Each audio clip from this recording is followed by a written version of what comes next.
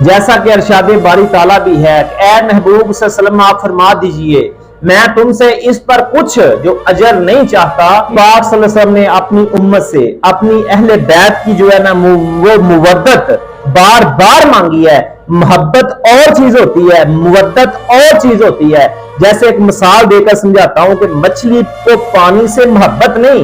مچھلی کو پانی سے مودت ہے کہ وہ پانی کے بغیر زندہ نہیں رہ سکتی، اسے محبت نہیں، اسے مودت ہے۔ اور اللہ تبارک و تعالیٰ نے بھی اپنے نبی کو یہ کہا کہ اپنی امت سے اپنی اہل بیت کے لیے مودت مانگیں، جیسا کہ ارشاد باری تعالیٰ ہے جس کا ترجمہ یہ ہے کہ اے محبوب صلی اللہ علیہ وآلہ وسلم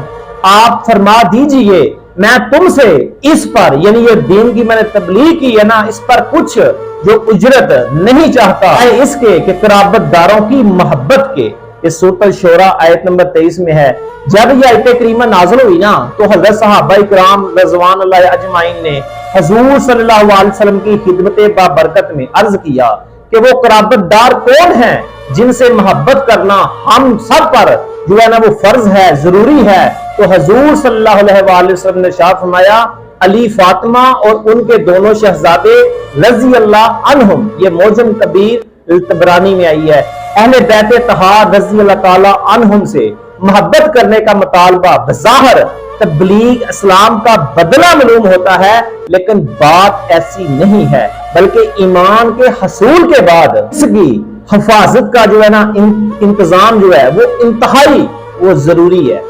اس لیے میرے مسلمان بھائیوں اور بہنوں